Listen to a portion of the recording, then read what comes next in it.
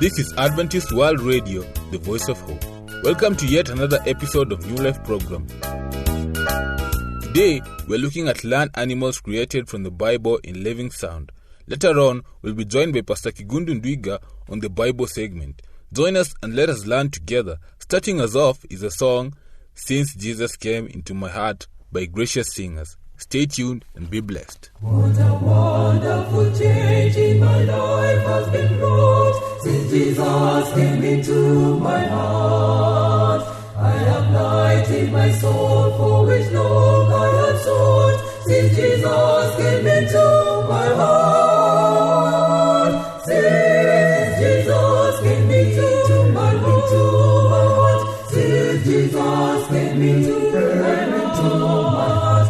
That's of joy, oh my soul, like the sea billows roar. Since Jesus came into my heart, I have ceased from my wandering and going astray. Since Jesus came into my heart, and my sins, which are many, are all washed away. Since Jesus came into my heart, since Jesus came into my heart, since Jesus came into my heart, floods of joy, oh my soul, like the sea billows roar. Since Jesus came into my heart, I'm possessed of a hope that is steadfast and sure. Since Jesus came into my heart, and no dark clouds of doubt now my pathway obscure.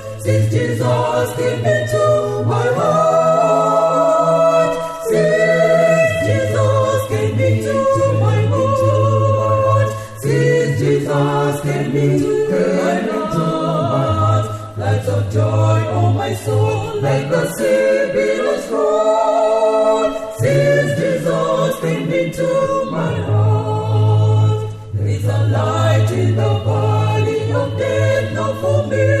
Since Jesus came into my heart, and the gates of the city beyond I can see. Since Jesus came into my heart, since Jesus came into my heart, since Jesus came into my heart, lands of joy, oh my soul, like the sea billows roar. Since Jesus came into my heart, I shall go there to dwell in the city I know. Since Jesus came into my heart, and I'm happy, so happy, as onward I go.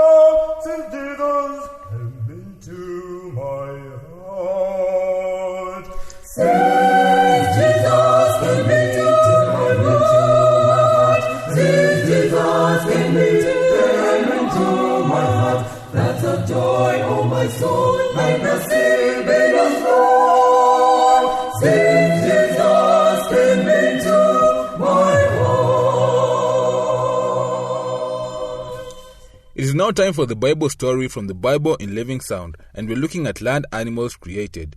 These stories are very much educative, so stay tuned to learn more.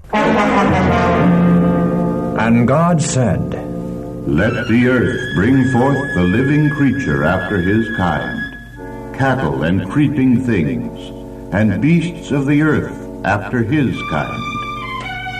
and it was so.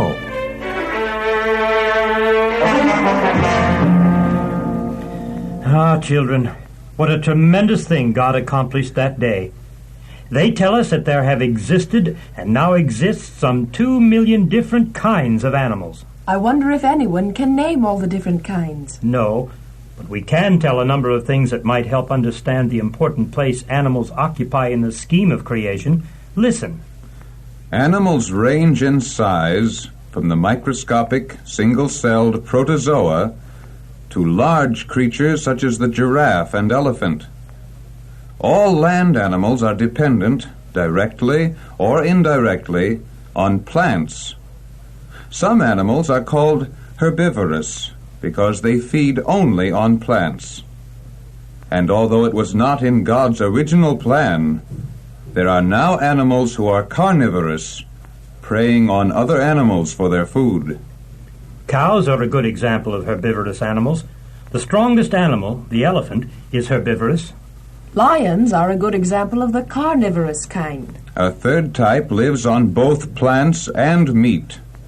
These are called omnivorous. Bears are a good example of this type. It's easy to see how closely animals depend on plants and each other for survival. This interdependence is called the balance of nature, and it's a mighty and marvelous complex system. Since creation, hasn't a gradual change taken place in man and beast? Yes, listen to this. Since man was driven from the Garden of Eden because of sin, man and the animals have developed an even closer interdependence. After the flood, man became a hunter.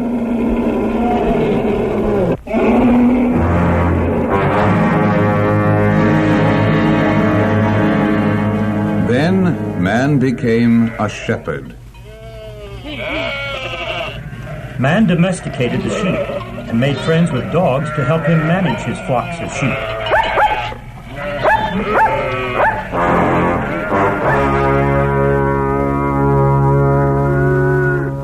This is the sound of another animal that man has tamed.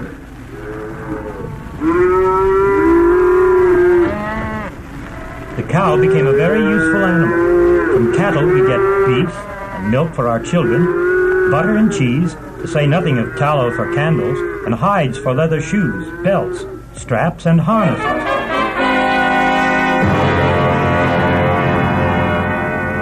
Another animal was tamed that has proved very useful in the history of mankind.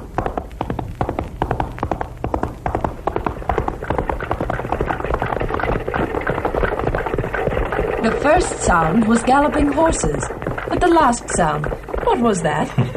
Well, many people will not recognize the sound of wagons. You hardly hear it in America anymore.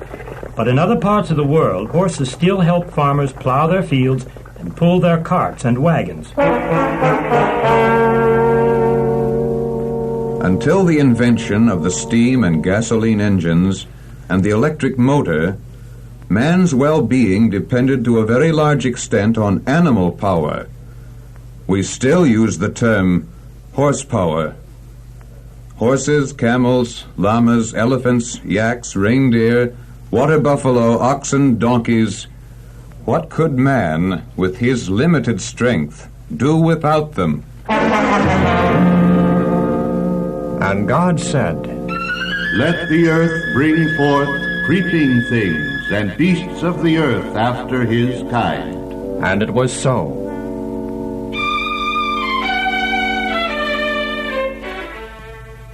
A more fascinating and diversified part of creation would be hard to imagine. Entomologists estimate that there are over 1 million different kinds of insects. 1 million. Think of it. And insects are both useful and harmful to man. Who hasn't suffered from flies and mosquitoes? And what gardener hasn't seen his fruit trees or rose bushes ruined by some insect pest? Also, many dangerous diseases are spread by insects. Yet insects perform a number of very beneficial functions. Many act as nature scavengers, consuming parts of dead animals and refuse. Others, by burrowing underground, help to make the soil more fertile. Some insects kill weeds. Then there's the bee. He provides us with honey. The silkworm spins the thread from which silk is made. But the most important role of all that the insect plays is in pollinating the plants. Everyone has seen insects in search of nectar, entering the inner parts of flowers and blossoms. As insects feed, pollen from the flower's stamens dust off onto their legs, and when the insect enters another flower, the pollen is transferred into the stigma, thus making the plant fruitful. The life cycle of many insects is very complicated and interesting. Tell us about it.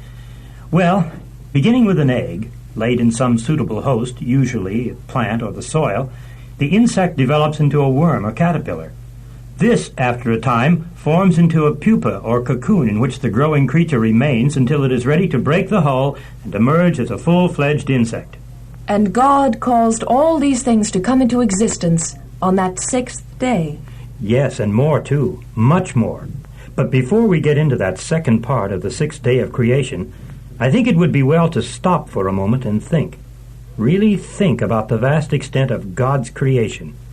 Look at the stars, our nearest neighbors in the universe. Consider the sun, the giver of light. Take heed of the golden wheat growing in the fields. Watch the cattle grazing in the valley.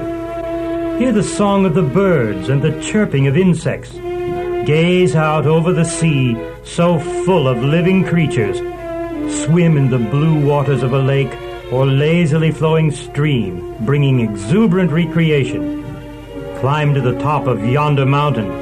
Lift up your eyes on high, and behold who hath created these things that bringeth out their host by number. He calleth them all by name, by the greatness of his might. For that he is strong in power, not one faileth. God formed the earth and made it. He established it. He created it not in vain.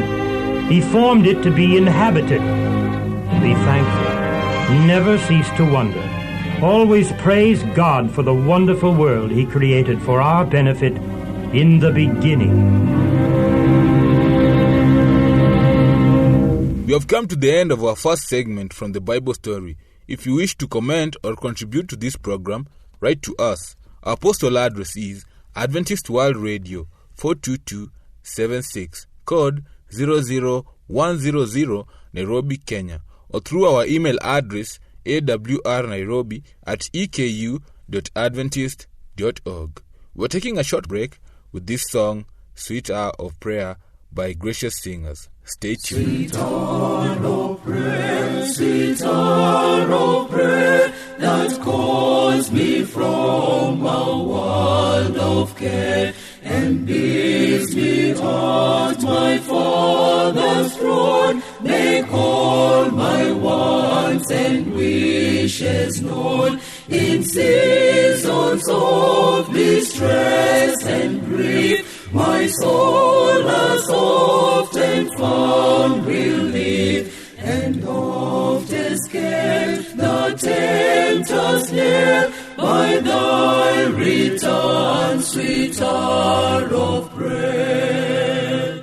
Sweet hour of prayer, sweet hour of prayer, thy will shall my petition bear. To him whose truth and faithfulness engage the waiting soul to bless, and since he bids me seek his face, believe his word and trust his grace, I'll cast on him my every care, and wait for this sweet hour of prayer. Sweet hour of prayer, sweet hour of prayer, may I thy consolation share, till from Mount Pisgah's lofty height I view my home and take my flight. In my immortal flesh I'll rise to seize the everlasting prize, and shout while passing through the air, farewell, farewell, sweet hour of prayer. In the Bible segment today, we are talking about Wilderness of Mercy, and Pastor Kigundu Ndwiga is here with us. Let us now listen to what he has in store for us. Welcome, Pastor.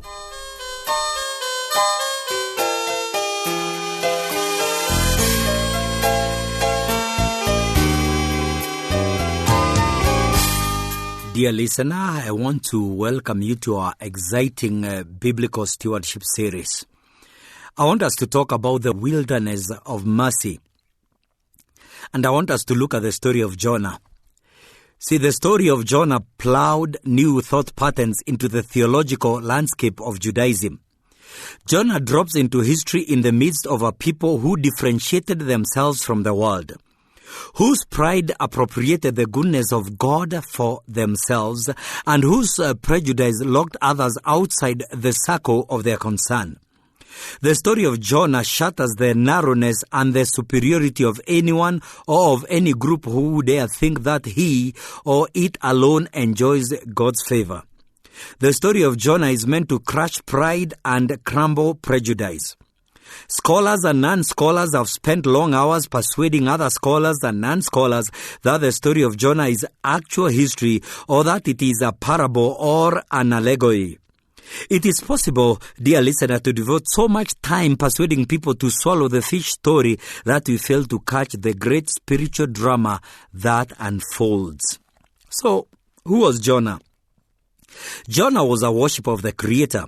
He believed in God, believed in creation, worshipped on the Sabbath, understood right and wrong, knew about the controversy between good and evil, and comprehended something of the justice and mercy of God. And therefore, Jonah could be a member or even a leader of our church. But now there is something else. Jonah was a strong nationalist. Like his countrymen after the exile, there grew up in him bitterness towards others. His nation had suffered so much from its enemies.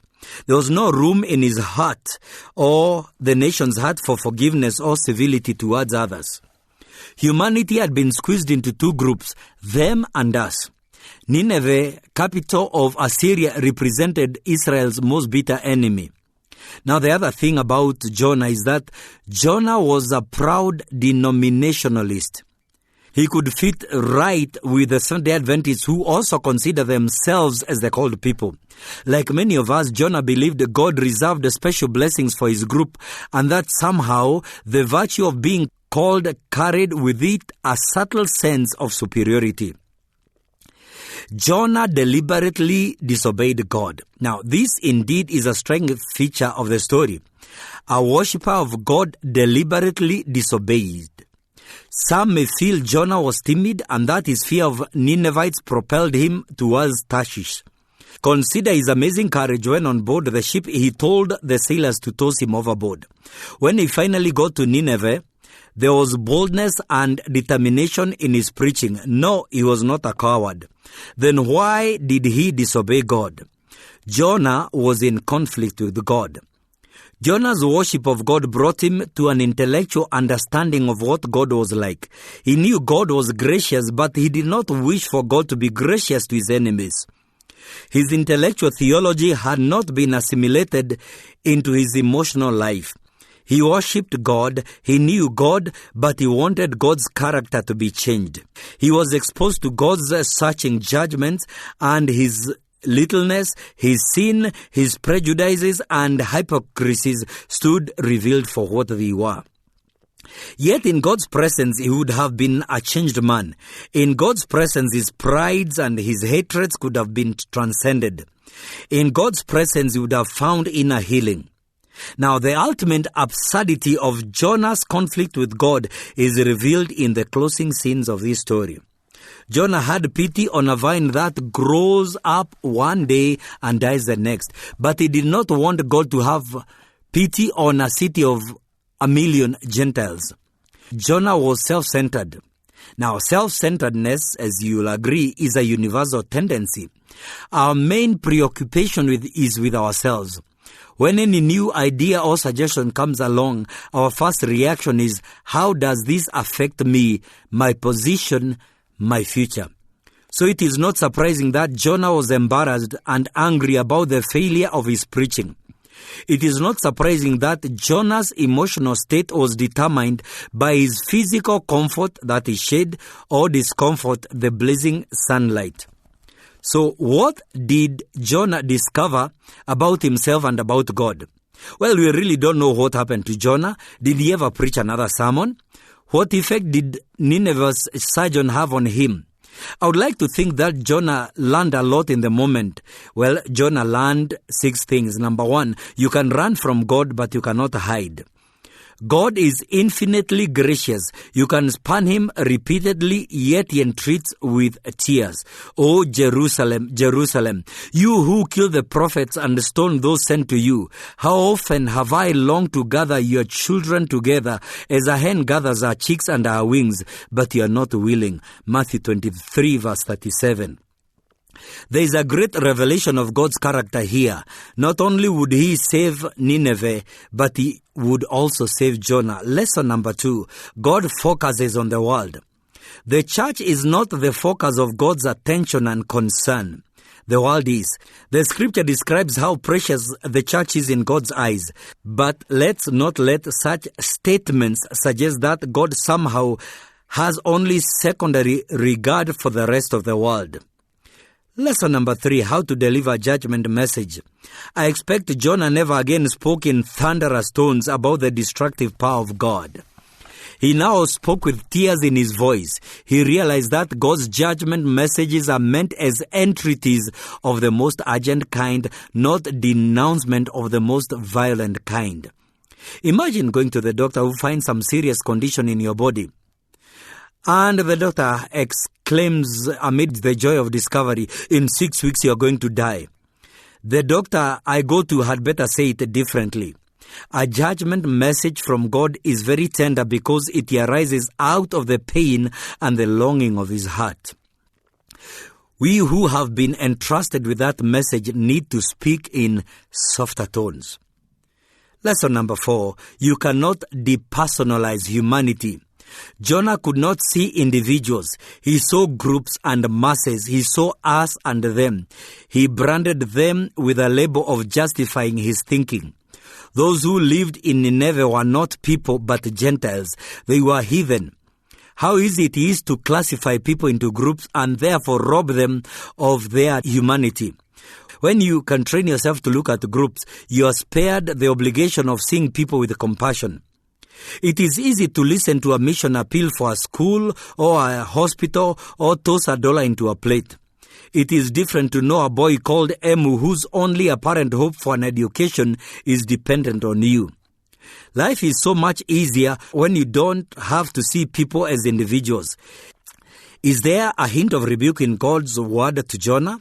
And should not I pity Nineveh, that great city in which there are more than 120,000 persons who do not know their right hand from their left, and also so much country? Yes, God sees the many, but he sees much more. God sees the many in which he sees the one. But there is even more. God sees the little ones, those who do not know their right hand from their left and who therefore like cattle cannot be held at all responsible for the moral state of society. What great encouragement it is to know that God sees even the little ones. Lesson number 5, there is a wilderness in God's mercy. There is a kindness in justice that is more than liberty. Jonah had previously worshipped a territorial God. That territory was the land of Palestine. Its people are the people of promise, the direct descendants of Abraham, Isaac, and Jacob, the ones who kept the law and lived by the blueprint. But here in Nineveh, he learned that, yes, God was a territorial God, but the vastness of his territory took in everyone and every place. There is no person who is not a child of God. That person may be far from home. He may be on a rebellious trip, but is still a child of the King, his royalty. And lastly, the 6th lesson is your special place in the plan of God. Up to this time, Jonah saw himself as part of the elect, the chosen ones, and he thought that being chosen meant being a favorite. But outside Nineveh, crushed by his failure, crippled by frustration, Jonah began to realize that he was called as a co-worker with God. He could say, as did the Apostle Paul centuries later, by God's grace I have a ministry. Jonah understood that being called, chosen, or blessed by God was not an indication of worth. It was an invitation to work. Jonah discovered his missionary destiny. Jonah discovered that God uses broken people for the highest purposes. Man is happy when he has a utensil that remains whole, and he saddens when it breaks. God, on the other hand, whose most cherished position is man's heart, delights when it is broken in humility. In conclusion, dear listener, Jonah's is not just a fish story. Jonah is a drama played out over and over in the lives of individuals and of religious organizations.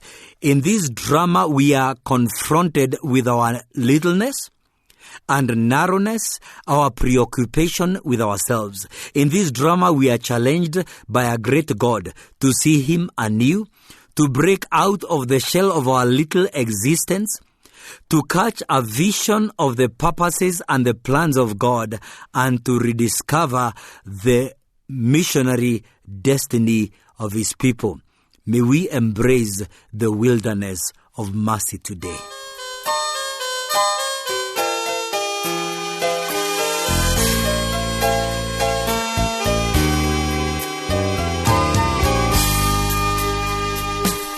Unfortunately, my dear listener, we have come to the end of our program today.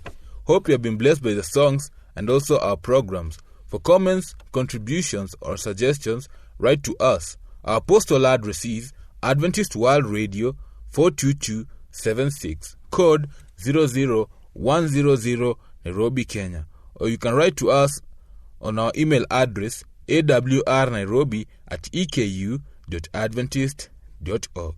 For those who work to ensure that this program has come to you, we thank you and appreciate very much. I have been your host, Tileno Diambo. Be blessed. What a wonderful change in my life has been wrought since Jesus came into my heart. I have light in my soul for which long I have sought since Jesus came into my heart. Since Jesus came into my heart, since Jesus came into my heart, that's of joy, oh my soul, like the sea billows roar. Since Jesus came into my heart, I have ceased from my wandering and going astray. Since Jesus came into my heart, and my sins, which are many, are all washed away. Since Jesus came into my heart, since Jesus came into my heart, since Jesus came into my heart, floods of joy, oh my soul, like the sea billows roar. Since Jesus came into my heart, I'm possessed of a hope that is steadfast and sure. Since Jesus came into my heart, and no dark clouds of doubt, no my pathway obscure. Since Jesus came into my heart, since Jesus came into my heart, since Jesus came into my heart, floods of joy, oh my soul, like the sea billows roar. Since Jesus came into my heart, there is a light in the valley of death, not for me. Since Jesus came into my heart, and the gates of the city beyond I can see. Since Jesus came into my heart, since Jesus came into my heart, since Jesus came into my heart, floods of joy, oh my soul, like the sea billows roar. Since Jesus came into my heart, I shall go there to dwell in the city I know. Since Jesus came into my heart, and I'm happy, so happy, as onward I go. Since